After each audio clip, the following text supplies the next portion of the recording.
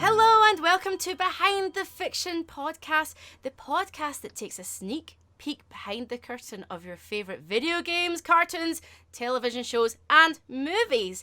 And today I'm here with two very, very special guests, Julia and Eric Lewald, the creators of X-Men, the animated series from the 90s. Hello guys, hi. Hello, Claire. Hi, Claire. Yay! And I'd just like to say, before I start asking you all the questions and being all podcasty and presentery, I would just like to say thank you very much for being here, because you guys are the reason I discovered Jim Lee through the cartoon. I know that Jim Lee influenced some of, the look and everything. I got into Jim Lee, I got into comics, I got into obsessively drawing all of the characters over and over and over again, and I wanted to become a comic book artist, although obviously I'm here now, so that didn't happen. But yes, thank you for making me a massive nerd, essentially. Thank you very much. Thank you for becoming a massive nerd. That means a lot to us. kept us in work. Your job is done. So guys, I just wanted to basically, get a whole vibe of where you started before we even talk about X-Men, the animated series, because, people online absolutely love it. There was life before that, and you were doing stuff before that. So tell me about your work before that on Darkwing Duck and Chip and Dale, and how you got into becoming writers. Well, and we are coming to you right now from not so sunny Los Angeles. It's actually raining here. So. We've been forecast 9 days straight of rain, so we feel very close to you there. Exactly. But I come from Texas. Yes. Eric comes from Tennessee, and each of us had our own, I want to go break into Hollywood kind of American dream. Mm-hmm. Made it out to California. It took me 10 years, but I got hired on. My first professional writing job, because that's what I wanted to do, was for the Disney Afternoon. And they had just started the whole afternoon block with Chip and Dale's Rescue Rangers, Goof Troop, Darkwing Duck, Tailspin, and they were also still doing Winnie the Pooh. And I got to write for all those shows. And that's where I met you when you were I took over your desk while you were out for 6 months on a different project. Then you came back and were in the next office next door.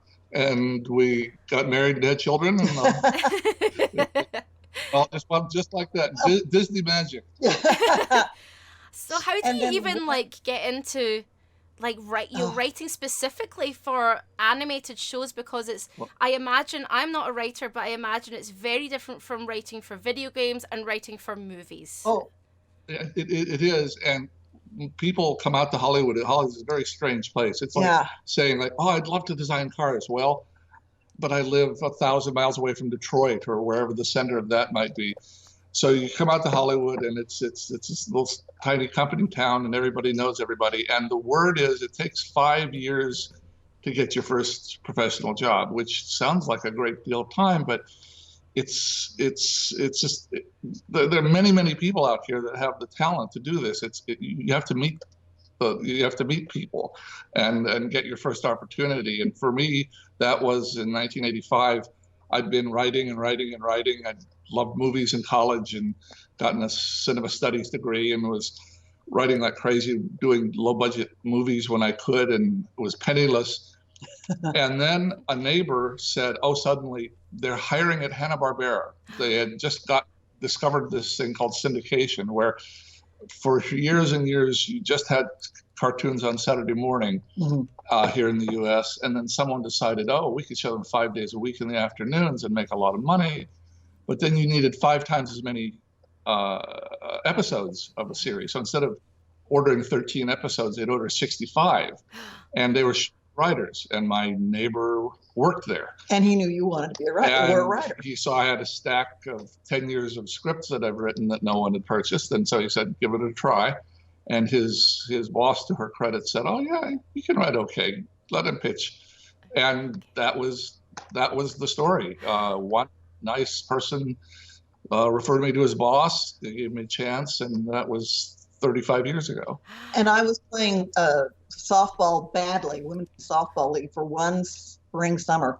And on it met another person, a gal who was at that time working for Disney Afternoon, and say, they don't need you don't need an agent to go pitch for animation, because I didn't know from animation, but it was knowing her and hearing that opportunity and taking it. And I've been in every Friday for 6 months before I sold them an idea. But after that, the next day, they said, do you want to work full time here? And that's, yes, I do. Yes, thank you. Thank you very much. And yeah. And did you always imagine, was it specifically cartoons that you wanted, an animated series you wanted to get into? Or what, as young writers, what was your ideal? What were you thinking when you left college and stuff? Writing, just writing in whatever form in Hollywood, writing in Hollywood. Mine specifically was movies. Somehow I'd fallen in love with movies. My family spent a month in London in the summer when I was 18, and instead of going to the museums, I kept on going to old revival house theaters and seeing triple features of old movies.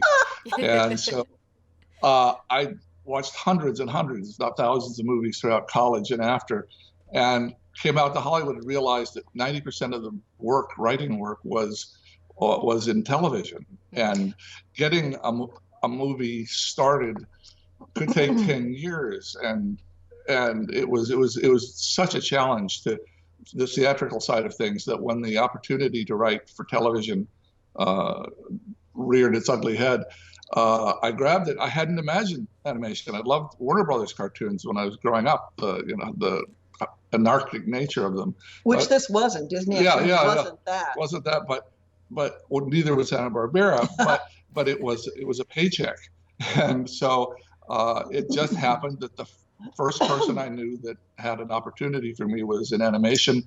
And I think I kind of took to it because I'd been an independent filmmaker, very, very, very low budget filmmaker. And in animation, you get to do more. When you're writing, you get to write more of the film than you do. Like if you're writing a situation comedy in the US or even a drama, they want to leave almost all of the direction up to the director who's working with the actors. But when you do animated scripts, you have to hand this to an artist, and you have to describe a great deal more of what it is. So I actually took to animation very quickly. I hadn't imagined it coming out here, but it kind of fell in my lap, and I realized, this is maybe what I was meant to be doing out here. So I guess the takeaway I want to point out here is, if you really want to do this, start writing.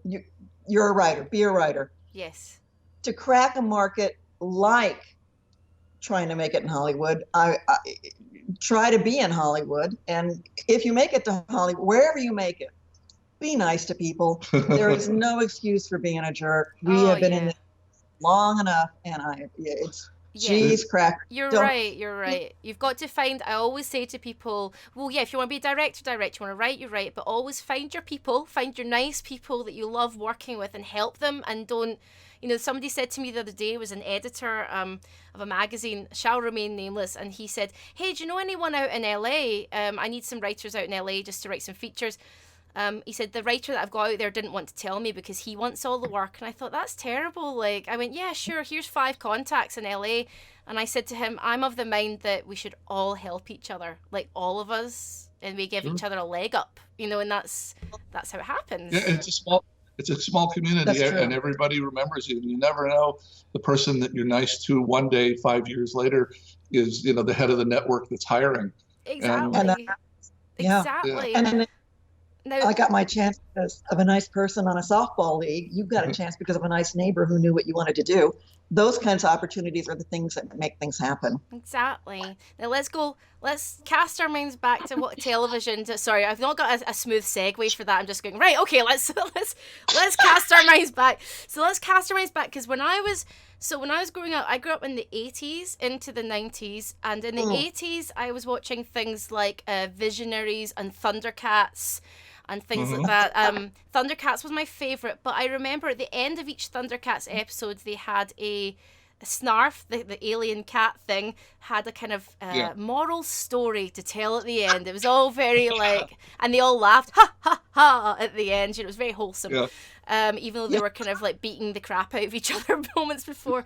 But with the X-Men, when the X-Men came along in the 90s, it was like pure rock and roll. Like, it was the rock and roll that I've been waiting for, because I am all about that vibe.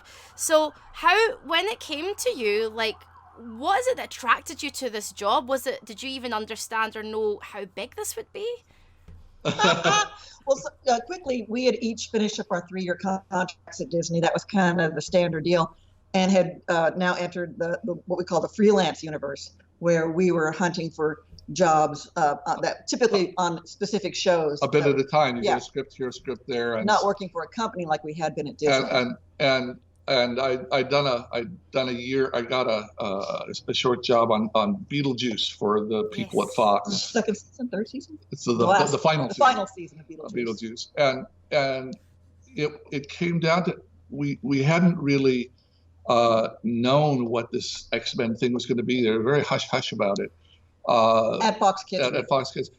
Everything fell into place. It was just wonderful. This was an opportunity like no other. Every other show we work on, oh, you're writing for kids. Make it, dumb it down. Keep it simple. Yeah. Don't confuse them. Don't challenge them. They'll turn the channel to somebody else. And we're just selling toys anyway. So shut up and write this quickly. And here was this opportunity. Everyone at Fox wanted this show to be special. The head of the new president of the network, Margaret Lesh, it was her. She just thought she'd been trying for 10 years to get it on the other networks, and said, "Oh no, nobody will watch Marvel cartoons. Marvel shows. Who would watch that?" And so it was her big shot. A number of the people that worked on it, they had worked 10 years in the business and been frustrated, saying, "Well, we can write better than this, or we can draw better than this. We can make things more exciting." And so she just looked at us, she and her subordinate, Sidney Iwanter, who was kind of the hands-on guy, and said, "Forget all you heard, just make this the show you want to make it, and push it as hard as you can." And who are the X-Men? Yeah. I got the call the night before. I was supposed to say, "Okay, you're going to meet Stan Lee and 30 other people in this big room, and you're going to be in charge of writing and creating the world for the X-Men. Be ready." And I said, "Well, who's the X-Men?" It was 1992. There was no internet, so I couldn't Google them. And I called friends around and quickly and then keep my mouth shut at the meeting the next morning, so I didn't lose the job.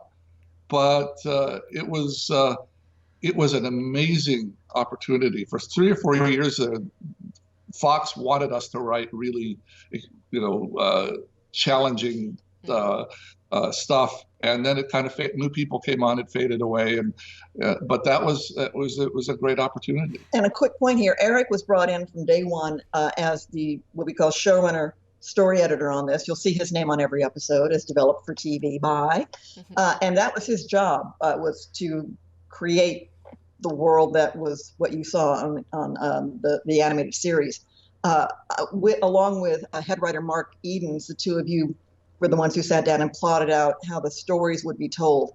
We aren't artists. We can't draw a lick. I'm a writer, and I got the opportunity to write some episodes for X-Men, and I got to pitch episodes for the show, and I got to be a fly on the wall for the whole thing. So that's kind of what my involvement was. Yeah, she got her own show for the network, so we lost her for a couple of years. But Days of Future Past Part 1. Yes, what an episode as well. I mean, like the fact that Margaret, I've been reading your book, and I love the team were so passionate about it and had the same passion that Margaret had, and that kind of filtered right through. The fact that she was so passionate about this and had been banging on about it for so long, to the point that she was like, "I'll stake my job on this." My goodness. Like, did you all feel the same? Because you had lots of challenges. I mean, there were some challenges that you had were ridiculous. Like, let's talk about the costume design, for example, because they're so iconic. But what does the network want you to make the characters look like?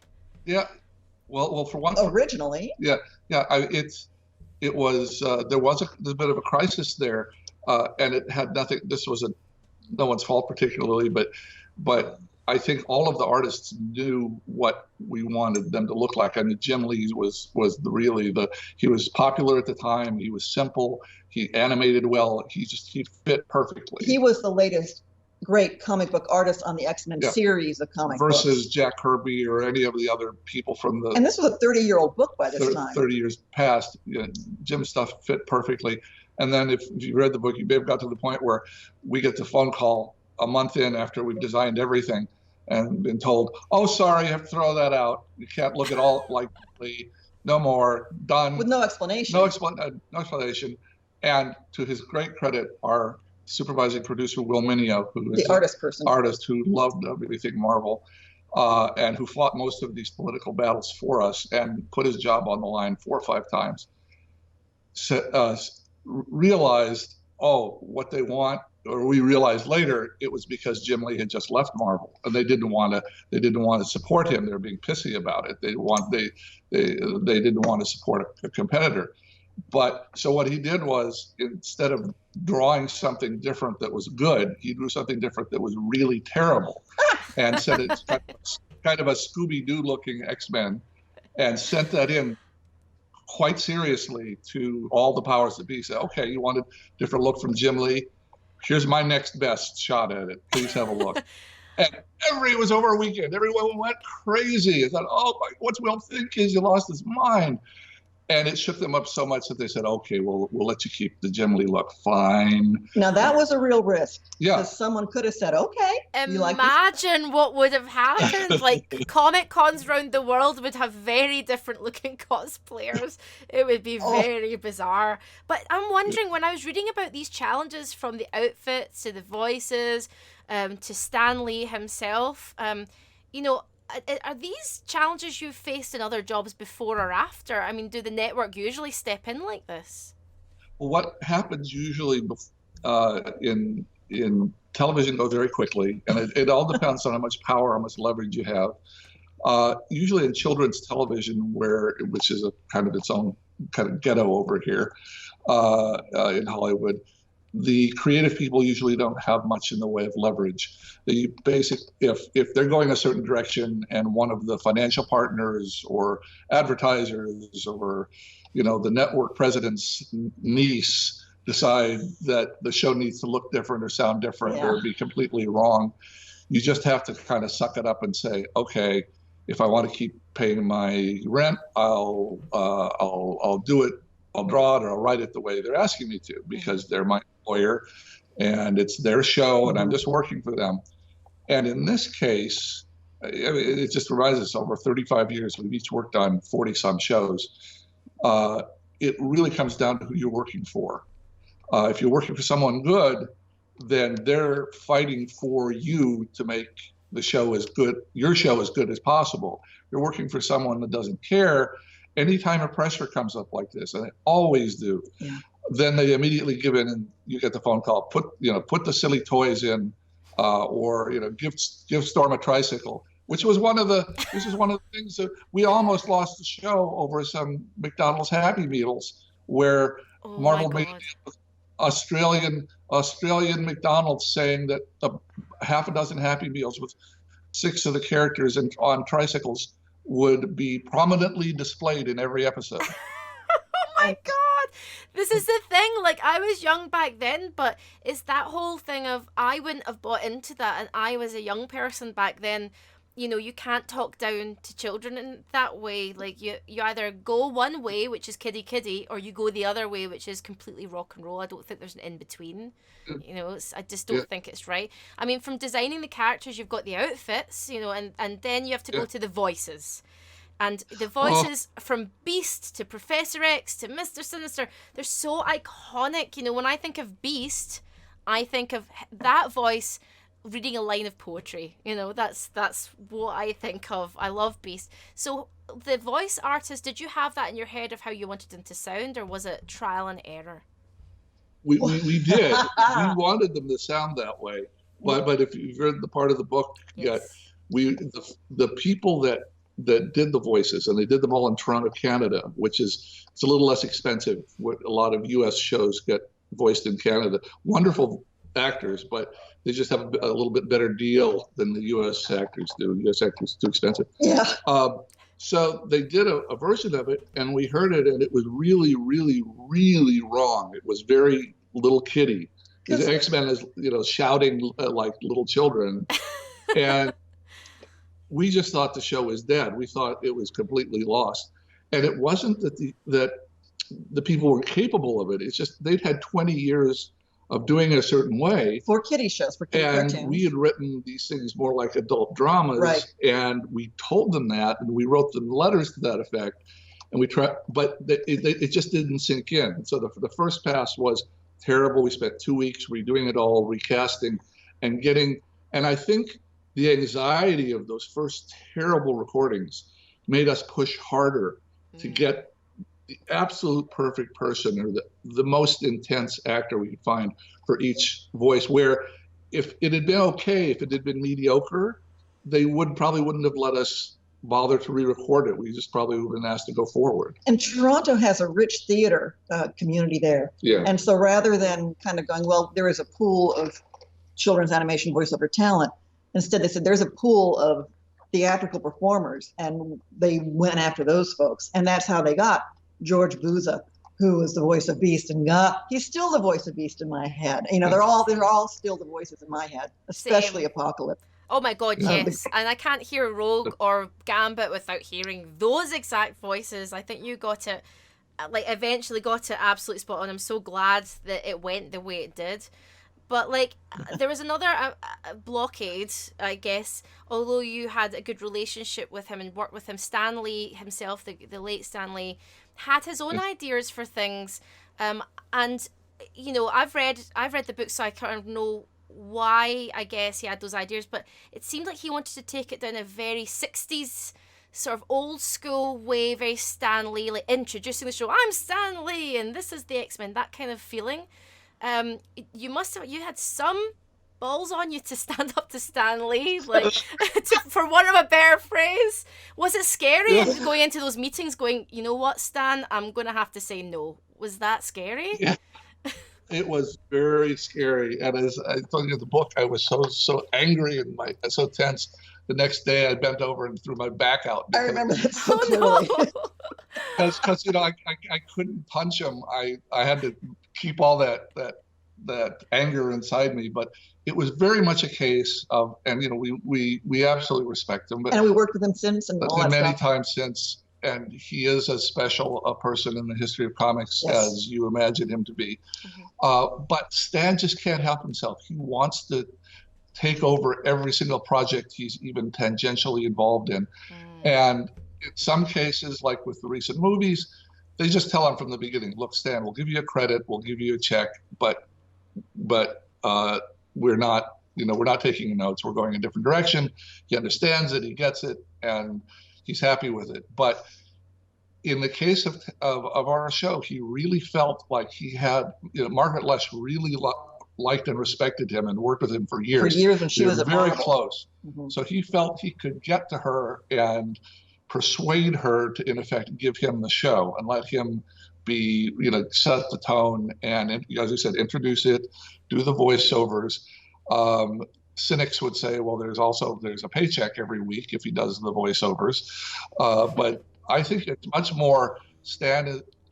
At the time, he was 70, or 69, still bursting with energy, still the first person at every meeting, still just fun at the meetings where, some of the drier executives really didn't have much to contribute, and Stan was always bursting with ideas. But he really had an old-fashioned, simpler, younger idea for the show based on what he had come up with in 1963 and worked on for a year and then went off. He really didn't understand what comic books were like in the 90s. He'd see them, he didn't like them. It was a case of being from a different era. And the way that I tried to explain it to the head of Fox was, okay, Stan was great. I mean, Pat, I love, whoever, and I'll say Walt Disney. Yeah, Walt Disney. I mean, I love maybe some old music like Benny Goodman playing the clarinet. It was wonderful in 1938, but this is 1992, and people are used to garage bands. Yes. And the kids aren't going to get Stan's take on this, even if it could be a successful take. Everybody else in the show is pulling towards this very adult show. And Stan wants to take over and start. And also, we're going to put us a year behind. We would have had to just throw everything out and start from scratch. So it was difficult because no one in the room was telling me, that they were going to go with me versus going with Stan, but I had to make it an either or. Oh my God, that's your superpower in itself. Just going up against Stan, the mighty Eric against Stanley. I feel though like I'm glad that you stuck to your guns. I really am. But I wanted to ask you, like, do you think that was a Stan sort of vibe, or was it a generational thing? Because clearly at that point he's, quite old then, like late 60s, early 70s, and now we see people in their 60s and 70s who might not understand what's going on in modern culture now. So do you think there was a little bit of that as well, and it wasn't just Stan? Right. Yeah, I think it was a generational difference, but with Stan's absolute belief in his own abilities and desire to be running things. So if he'd had our current sensibilities, if he'd been 35, he may have ended up running the show because he would have got the current. I think it was generation. He was a couple generations behind us. I want to jump in here and say too that what was happening then was the fact that, God bless Marvel, they had not had a successful animated show up until that time, and there was no guarantee that X-Men was going to work anyway. In fact, you were only hired for a single 13-episode season. I only was hired for one episode because they said it's going to be one and done. It's going to fail, but we're going to give it our best shot. Yeah. So there was no template. There was no playbook for Marvel at that time in terms of how to make a show at all, really. But to shift just a little bit, you said you like how rock and roll the show was. It's funny, but half of that was Fox letting us do it that way, but half of it was out of necessity. Yeah. We were seeing some of the first episodes coming back on Batman, and it was our only real competition. And that was like our sister show on Fox Kids. Yes. And they had these huge budgets, and it was beautiful. It was like walking into an art museum. It was film noir. It was smooth. The animation was stunning. The design was evocative. And we're staring at it, oh my God, we've got half the budget, and we know half the time. And half the time we know what this is going to look like. So Will Mineo, who was in charge of so much on the show, just made the decision: we are going to make this double the pace that Batman is, because it's going to give it a specific X-Men kind of energy that will be very different from the Batman energy. But second, people won't have time to pause and look to see that our animation's a little rougher, that our drawings aren't quite as good, and that the backgrounds maybe aren't quite as stunning. And we'll just throw this at them super fast. And so out of necessity, out of not having the money to do something as beautiful as our nearest competitor, it gave us a certain, besides the rock and roll kind of spirit, it also has made it ageless in the last 30 years, because most all of TV has sped up the pace. Movies too. Yeah. And so now X-Men, our 30-year-old show, feels kind of contemporary, where some of the other shows seem very slow. Well, yeah, I think the themes that you explore as well, regardless of the speed of it, the animation and everything, and even the theme tune, which everybody is like, it's anyone my age starts singing it, like I love it. But like it's just, even the stories, it's the first time as a young person I was like, you are actually telling stories that are making me excited. And I was like, oh, and some things I didn't quite understand, but I was like, okay, Gambit's relentless like pursuit of Rogue, and then Rogue's like, F off, basically every other scene. I love that. And then a lot of the grown-up stuff from Beast, that was the adult in the room kind of thing, and the romantic spirit of Beast. I loved all that. So I think that we needed that at that time, and it goes with that era, that early 90s grunge, Gen X. Yeah. It's very much like that. The executive, Sidney Iwaner, had a great quote for you, Eric, about the difference between Batman and X-Men at that time. Because he was in charge of both shows. He would give notes on everything. Micromanaged every word and every frame of both shows. And he smiled and just said, yeah, Batman is slow jazz, X-Men is a garage band. Yes. And that was, he had that instinct for each one, that they were so very, very different. and special in the individual ways. Oh, you're completely right, because I watched both when I was younger, and they were in different channels, and so I would, when Batman was on, I would go and make my breakfast and then come back, because I knew it was kind of at a certain pace. And then but then if I heard the I'd run straight back and I'd be like, oh my god, oh my god, oh my god. So like that was just more sort of my jam. But I mean, they were both, and it's good that you made it so different. But as it went out, so you've got everything ready, the theme tune, everything's ready, you finally have the show that you want. How are you feeling? What are the reactions? I want to sort of cast our minds back to those moments where you're like, oh, this shit just got real, basically. Like, oh my god, how did you feel? 1992, the internet does not yet exist. So understand that we're using fax machines and telephones. Communication was profoundly different back then. Yes. You could get instant updates on anything. Right, and so it's because of various production problems, and it was just a much more challenging show than anyone had imagined before we started. I guess the fact that we kept on pushing and pushing to make it more that way. It had planned to be started in September, but no, then it was delayed. September 92. And then it was delayed till January, the first week of January of 93. But Margaret had the brilliant idea of having a sneak preview. So she had one on Halloween. Here in the U.S. And it did very well. And had a second one in late November.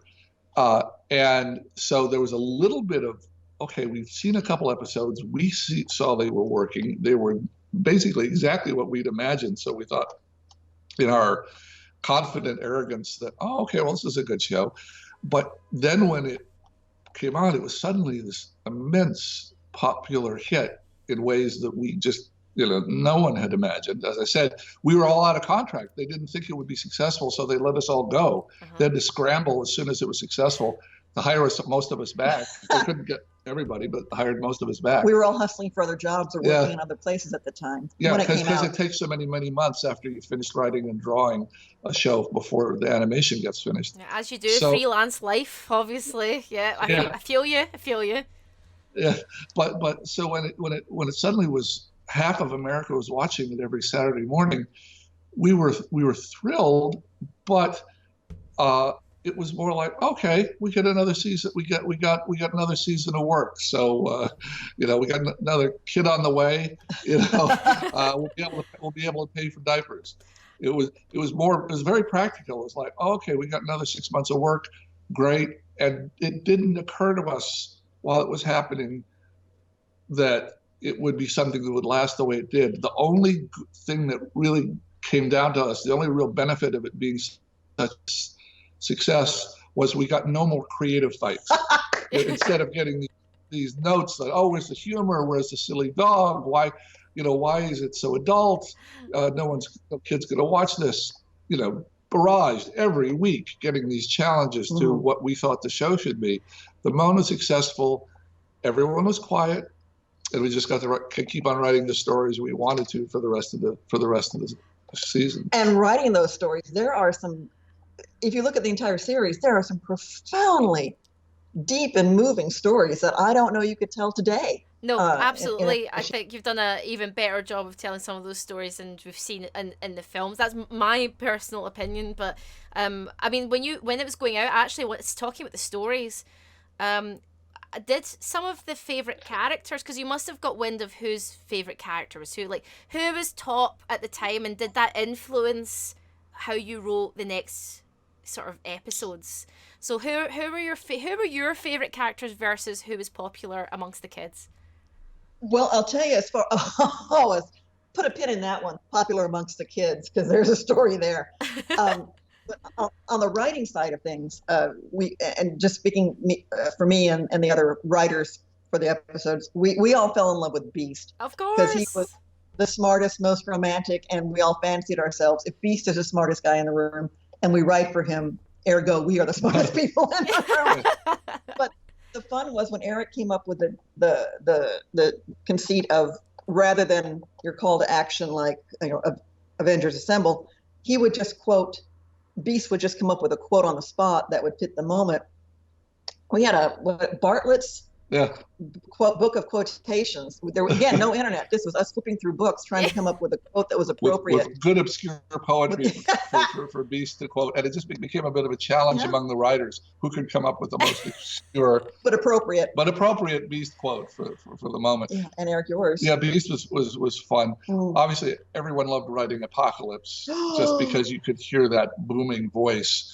John Colicos. But I had great sympathy, empathy, whatever, for Charles Xavier, because over the course of 76 episodes, I had 20 different people write scripts for me as the showrunner, and each person is very different, have different skills, slightly different tone, different attitude toward the show, and I had to try to keep them all rowing in the same direction, and so kind of like herding cats, I felt very sympathetic to the father figure of the show, which was Charles Xavier. Right. Now, I mentioned putting a pin in. How did we respond or react to fan reaction? There wasn't much. We weren't getting immediate feedback. We didn't get the piles of fan mail. That was all going to Fox Kids. Because nowadays, I guess if you were making this show now, you'd be getting tweets. Like, you'd be getting that immediate. Yeah. Like, so I guess back then you're just going, I feel like, is it going okay? Like, what's happening? Right, that was it. But Eric, you got a phone call. Yeah, you just have to have faith. We got a phone call that, of course, the studio is nervous about who the favorite characters might be. So they get what are called focus groups of children, because it's Fox Kids, so they get a bunch of 8 and 9-year-olds in a room and get 30 of them, and they show them a couple episodes. And they ask them questions. And they ask questions about the different characters and who's your favorite. And we'd finished the first season and just been told that we were going to be, a couple months later, we were told, you get to do a second season. Oh, how wonderful. And we made the point to kill Morph in the first story. Yes. And he was brought on just to show that being an X-Men was serious, that it had consequences, and to show the love and grief felt by his X-Men family. And that was a difficult discussion with the broadcast standard. Kill main characters, any characters, much less main characters in kid shows. Yeah, but Avery Coburn, a real hero. But she allowed us to. In any case, so we finished the first season. We're on to the second. We're happily have killed Morph, and we're moving on. And we get this note about Sydney Iwander calls me from the network. He said, "Eric, you're not going to like this." But we just had focus groups with kids and asked them who their favorite character was from the whole first season. And won by a landslide was Morph. Of course. Of course. And so we killed him. Sydney, we killed him. We didn't want this to be a pretend kill or a soap opera kill, or a comic book kill. We wanted this to be real. We wanted this to... I said, but is there any way... that it happened off screen? Maybe he's not really dead. No. And as writers, you're obviously going, oh, come on. Like, this is what we... No. And then we just had to shrug. Okay, we understand. And then I'm making, good out of bad. We thought, okay, well, if he's not dead, maybe he comes back and he's angry and he's got PTSD, or maybe there's some things about him having gone through this near-death experience that will make him a more interesting character. And it, in fact, worked that way for a couple very nice episodes. Mm-hmm. But it really undermined, for a year, we were confident that we pulled off this thing, that we'd killed one of our team, and then we hadn't. But I love how, first of all, I'd like to say, happily killed Morph. That's definitely getting clipped after this. I love that we happily killed Morph and then we moved on. I love that. I'm like, oh, poor Morph. But I know what you mean. Like, I mean, he wasn't one of my favorites, but when you did bring him back in, you made it dark and you made it fit. And that's what I loved about this show, because every character was pained, because I always kind of feel like existence is pain. We're human beings. We'll always go.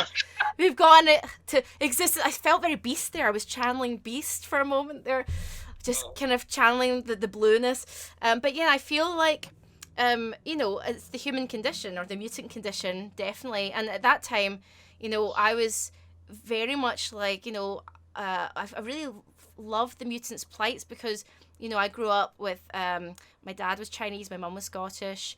I didn't quite fit in. I was getting bullied for not fitting in, but I had a Scottish accent, but didn't quite look like him. So that really spoke to me, and all the darkness in amongst it. I loved that. And so I quite like the pained character, like, Rogue, for example. It's a horrible thing not to touch anyone, like that's such a sad thing. Or, like Gambit, even though he's a bit of a cad, actually he's got a backstory too, Yeah. Well, and not in defense of Gambit, but again, and in this day and age, Rogue was superior to him in terms of strength and everything. Yes. Yes, he was a cad, but there was never a moment where she couldn't take him out hard. And I say that just because the male-female dynamic, I don't want it to come off as casual, that he's just always hustling on her. It's like, no, she herself was always capable of taking him out, which is not always the case in a male-female dynamic. She was always in control of the relationship. There you go. Yes. Absolutely. And I think we talk a lot about a very topical thing that's been talked a lot about in film, television, and the media is the role of women, and I actually think that you guys did that beautifully. You didn't have to go, we are women. I feel that's very patronizing, we are women and we are strong. You just made good characters that were women, and I'm really appreciative of that. Like Storm is a great character.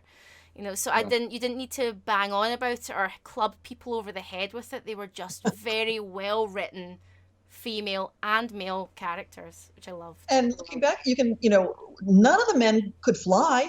So if they had to go somewhere real fast, the women always carried them or caught them when they're falling. Yeah. And yet it's not emasculating, Yeah. It's like, it was just, this is who they all are, and this is how they work as a team. And it was the fact that no one ever drew attention to it, I think, made it so much more powerful. Yeah. That these are just who these people are. Now, the last season looked a little bit different, obviously, because the budget got cut. So explain that, like why that budget got cut and where you were meant to finish. How did you feel when it was actually coming to an end? As you had fought so hard for this to make it look the way you wanted, and then it's sort of, I feel like it didn't end in the way that maybe we all wanted it to. What do you feel about that? Well, there were two things. One was we were so focused on the writing side. And you're right. We're supposed to end up after 65 episodes, which was going to be that big 4-parter. Beyond Good and Evil was going to be the end of every. And the whole team was together from basically episode 1 to 65. The production house, almost all the actors, directors, behind the scenes people, writers. Also, the creative core of the show was together producing the first 65 episodes, and then we wrapped it all up, and then suddenly again I get the call, we're going to do 11 more. And what had happened was there'd been a buyout, and so suddenly instead of people we trusted and knew setting the budgets and producing the episodes, which was Graz Entertainment, Saban, who had been a financial partner, bought in. And so what you saw at the end, because he really, he's not at all ashamed of it. He's in business to make money. He's in business to make his shows as cheaply as he can. And so as soon as he got leverage over the budgets for the episodes for the last 11, he basically cut them in half. And you can see it by the design simplification. People don't look like they used to look. Some of the animation simplification, music stuff, details. Part of making the show look as good as it was at the beginning were people really fighting hard to add layers of things like sound effects, editing style, music. They put A-level effort into trying to make sure everything was as good as it could be, including the people that wrote the stories and the people that drew the characters and backgrounds. And when that last season hit, it was just a case of somebody new had got in charge, and he lost a good portion of the creative staff because they saw what it was going to look like. So some artists left. We on the writer side, we finished the 11 episodes and we left, and so we didn't see how much weaker the last season looked until, say, 5, 6 months later when the animation came back and we saw this series. By that time, we were on to 2 or 3 other shows, and it had less of an impact on us, I think, than it did the people actually working in the trenches on the art side. Doing the drawing. But also, too, you had crafted very carefully with Mark Edens a big, spectacular 4-parter in Beyond Good and Evil that was to have been the actual end of the series. And because of that, you had crafted it so that at the end of those 4 episodes, some members of the team permanently leave and some members come and join the team permanently for the first time. Yeah, and we weren't able to do that since they needed 11 more episodes with the original team, which is, again, another professional frustration, but it's the kind of thing that you're used to doing if you're running a show. So it was, as I say, that was unfortunate, but yeah, the last season, I think there were 2 or 3 stories in the last season we liked. Oh yeah, yes. But you can't get away from. They even cut the opening down to 30 seconds with new, lesser music, and it's just everything about it is weaker and watered down, and just it's a shame. But and I don't know. 65 used to be kind of a standard number of shows that were done because you could play them 4 times a year and it would fit. I don't know why. Still to this day, no one's told me why Saban decided to do those last 11. It must have been just a financial deal. Someone offered him some money to have a few extra episodes. But yeah, like a little admin financial bug in the system that was like, right, okay, we have to kind of do these now. But I mean, the thing is, like, regardless of how it ended and how it looked, now we live in a time where, people my age have the internet and we can all congregate and talk about it.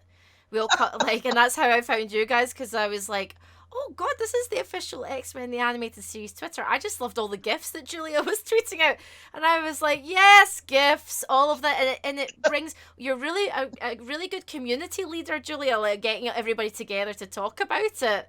Top social media management there. But like between that, there was a gap between the animated show being finished until we saw X-Men in 2000, I think it was, on screen. Yes. So when X-Men came on screen, I was so excited. I went with my parents to the cinema. We actually went the whole family because we all loved the cartoon. So me, my mom, my brother, my uncle, my cousins, we all went together to see this film. But there was something missing for me, and I think it was that punk, that color, that pizzazz. And I guess I don't know what I was expecting in the year 2000. They were everything was going dark. What was your first impression of the movie? Because there were some themes in there that will definitely ring true. I gotta say, it was thrilling to have worked on an animated series that not a whole lot of the planet was really aware of what the underlying property had been. Learning these characters, falling in love with them, and getting a sense of the response from folks for the animated series. And then over the course of those 5 years in between then and the 2000 film, going, there is an audience out here. This is exciting. It's going on. It's growing beyond this thing. And Margaret Loesch, from the very beginning, had been going to the Fox film people saying, this is an exciting property. You need to make it into live action. And they were slow. Look, comic book stuff. No. So it was thrilling to see it on screen. It was thrilling to see it on screen. We obviously have mixed reactions to all of the, 11, all of the X-Men films. Some of them have marvelous moments in it, and some of the casting is great. I mean, Charles Xavier and Wolverine, and even though he's tall. Even though Hugh Jackman's tall. And even though Magneto's old, I mean, there's some extraordinary casting that if you could give your life to have, say, the dozen best choices, they made half of them. They did some excellent casting. They put serious money into it. They were serious about the movies. They weren't play acting. And it's just, I think movies maybe, I don't know if movies are harder or if live action is harder to get across comic books than animation is, but there were certain weaknesses that I think we were able to handle better. One of them, I think, is the women. They decided, the first movie, basically Storm doesn't do a whole lot but stand around, and yes. and Rogue becomes the younger, kind of the Jubilee character, and Yeah. like vulnerable Jubilee character. So you don't have Rogue, you don't have the women flying around kicking ass.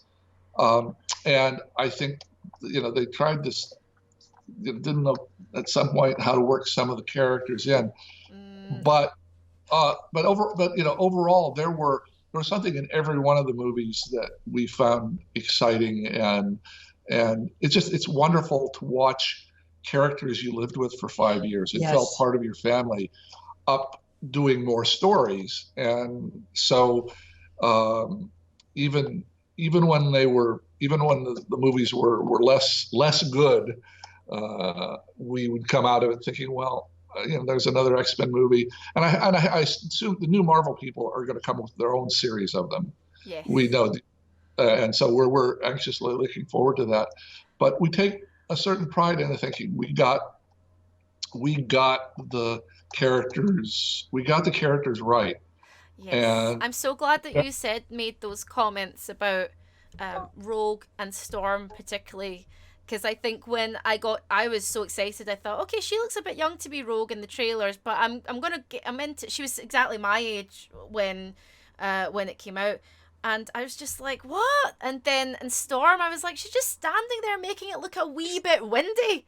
That's all she's doing.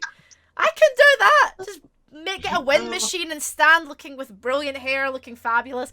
So I was just a bit like, and I'm glad that you guys said that as well, and you guys picked that up. I mean, would you probably get asked this, or you probably get asked this quite a lot, but would you, if they approached you now to make notes on things or to advise anyway, would you go yes? Would you just leave it to, call Marvel, please call Julie and Eric. Yeah. Call us in a heartbeat. People have called us and said, well, now that the rights are back together, would you do a new series? I say, yeah, almost all the cast is still alive. Most of the artists are still alive. We'd all, of course, would love to do it because for almost all of us, it was the best job we ever had. So we would do it again. But what tends to happen, I think, is that new people have new ideas for what they want to do with a property, and they have creative friends that they work with. So it doesn't always work out terribly well but we have ideas too. Yes, of course we have ideas too. And just as far as the advisor role goes, generally in Hollywood it's very regimented and pigeonholed to where they wouldn't ask a TV person for advice on a movie. Yeah. Or an animation person on advice on a live action show. Who are they talking? What sort of poor executive would make that sort of terrible choice?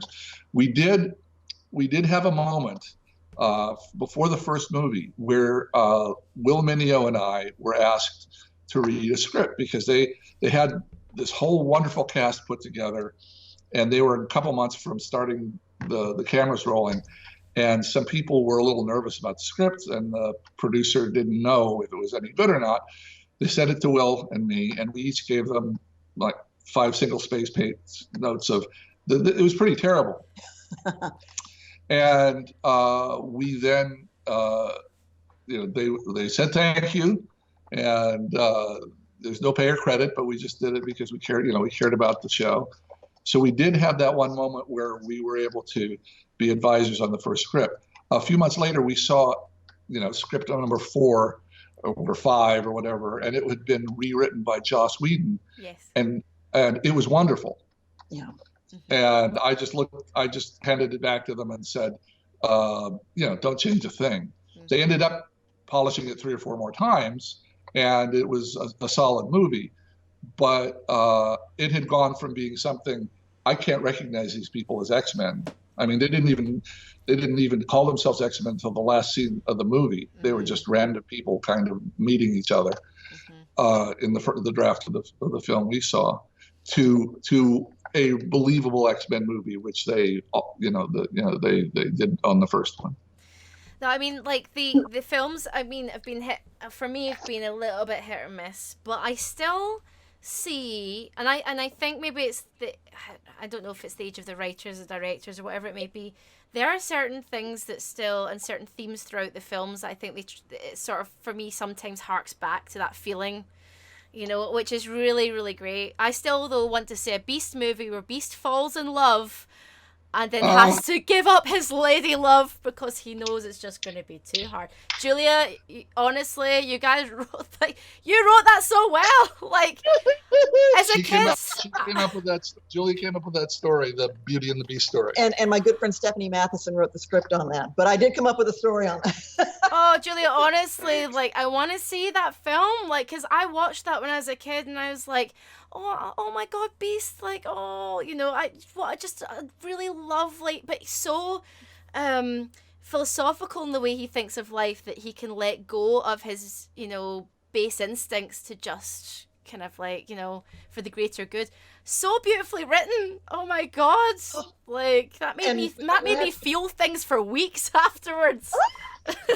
There is a moment, all credit to Larry Houston on this one, in the Dark Phoenix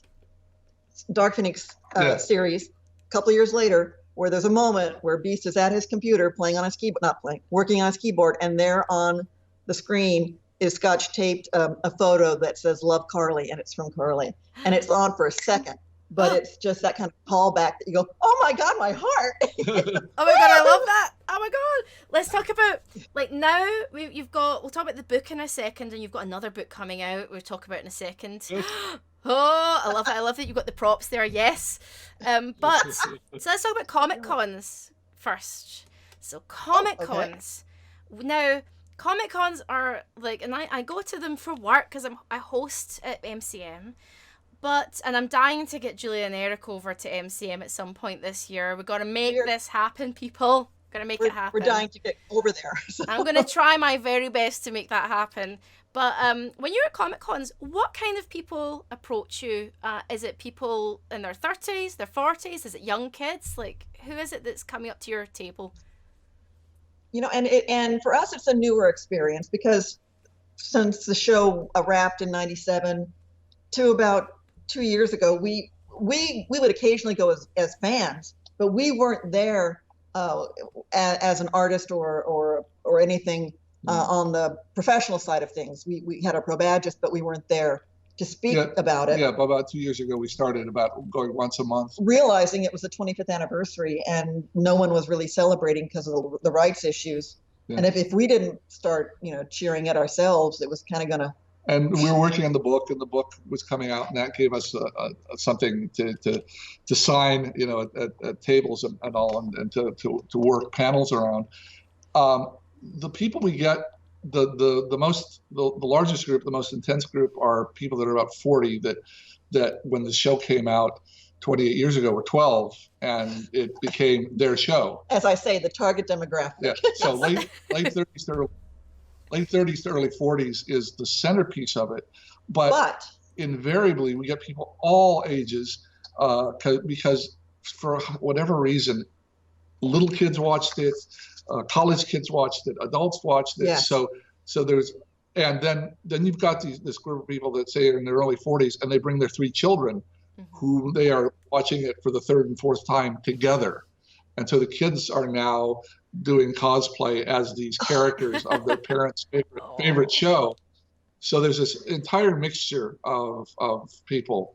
I gotta say, I'm keeping half an eye here on the folks on the side here typing in. Someone mentioned the possibility that named their own child after Wolverine, and we're meeting those people now too. Many people with children. I have a friend who named his firstborn Logan last year. So there you go. Oh, his first. I've got a friend, my friend Charlie. He was like, so when his wife was pregnant, I was like, so have you thought about a name for your little one? He said, yeah, I'm having a boy. I'm calling it Logan. And I was like, well, of course, he loves Wolverine and he loved Logan. So yeah, like that was. And we have met people named Remy. We have met all people who have been named these names because of their discovery of these characters on the show. And that's such a huge validation. It's crazy. I think it's a good thing about, although there's a lot of people talk about the ills of social media and how bad it can be, and I totally get that. But if you ignore the hashtags about the coronavirus and Trump or whatever else, and you just focus on, oh my God, if you just focus on the little community that you've got, I mean, that's the nostalgia marketing, I think, is so big now, because you've got a contingency of people going, oh, Saturday morning TV doesn't exist anymore, and remember these cartoons, and people putting up GIFs and videos and pictures. And so I think nostalgia's gone a long way to helping like a series like you become revived again at Comic Cons and things as well. We have our fingers crossed, especially here in the US, Disney Plus, now that Disney has kind of consumed everything. We have been getting, thanks to the world of social media, we are aware of the fact that X-Men the Animated Series is finding its original audience and is now expanding on that. And boy, the prints, whatever they're doing, it looks good.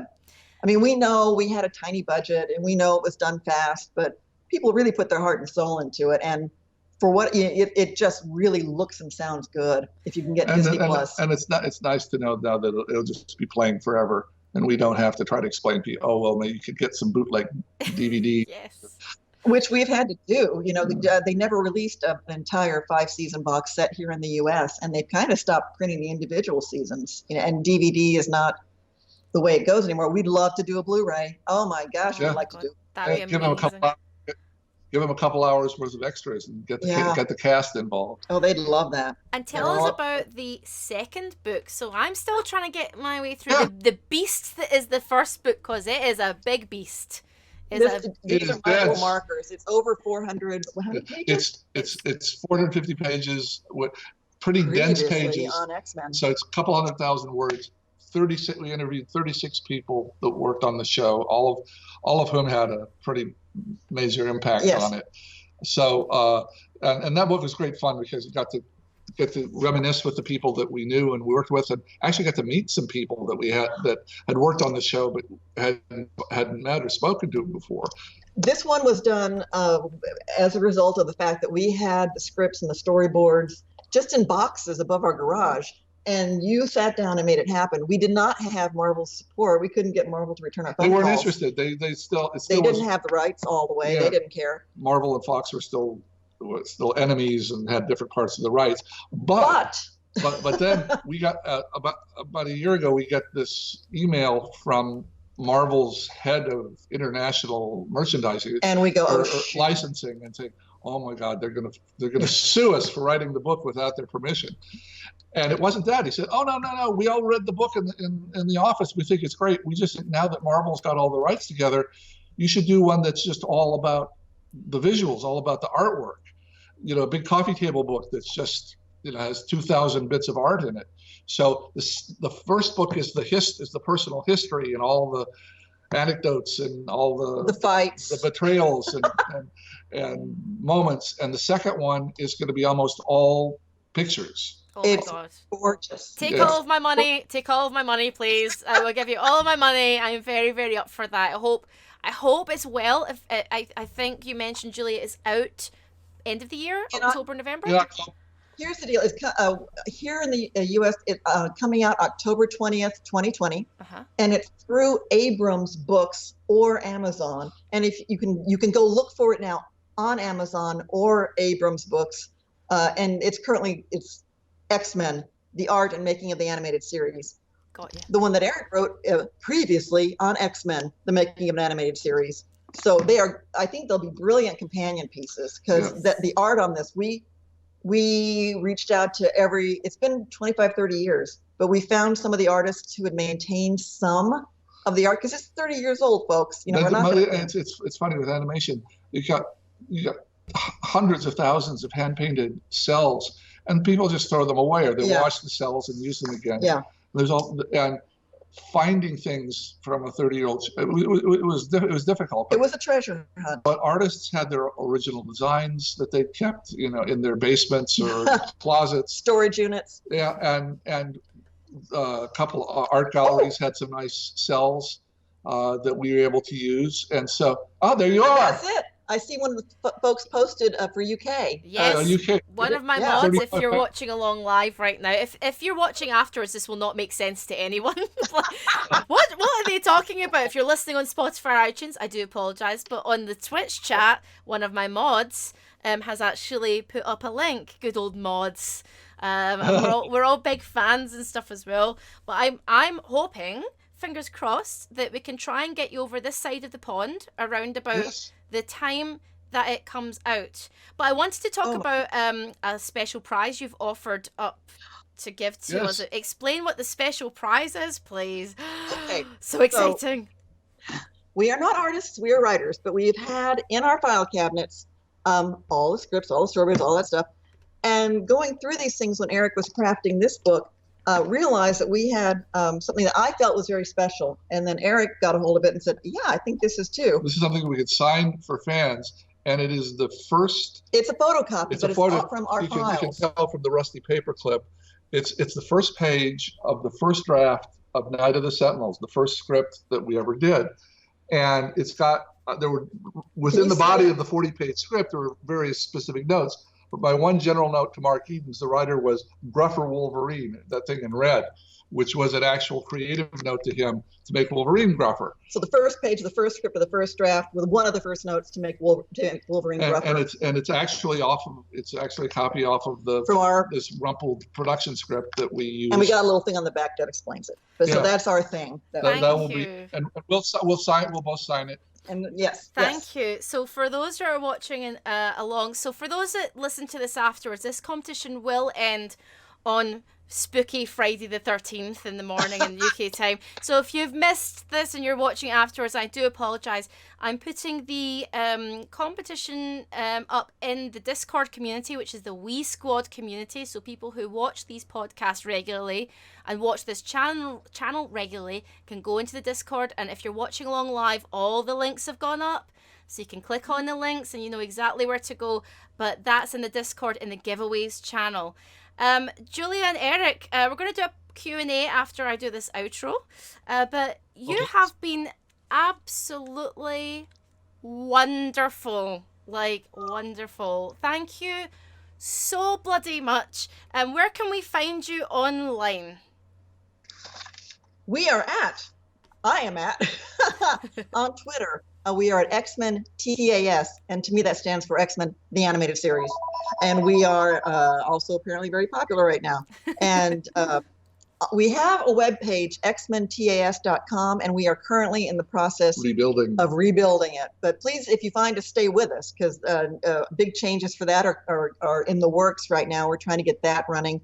If you find us on Facebook, we are there at Previously on X-Men. We have a Facebook page just about us and the book and more about X-Men. So Twitter, xmentas.com, xmentas, online, xmentas.com, and Facebook, Previously on X-Men. On brand. And if you're watching along live or on YouTube later, you'll see that I've put X-Men TAS on screen. So that's exactly where you can find them. Julian, Eric, you've been amazing. Please stay on the line before, don't leave when I do this outro, because we need to do the Q&A. But guys, you have been absolutely wonderful. I have been Wee Claire. You can catch me at Wee Claire on Twitter, Wee Claire here on Instagram, Wee Claire here on Twitch, on brand. It's Wee Claire. So I will see you again next month for Behind the Fiction. Julia and Eric, you have been absolutely fantastic, and we will see you again soon. Take care. Bye.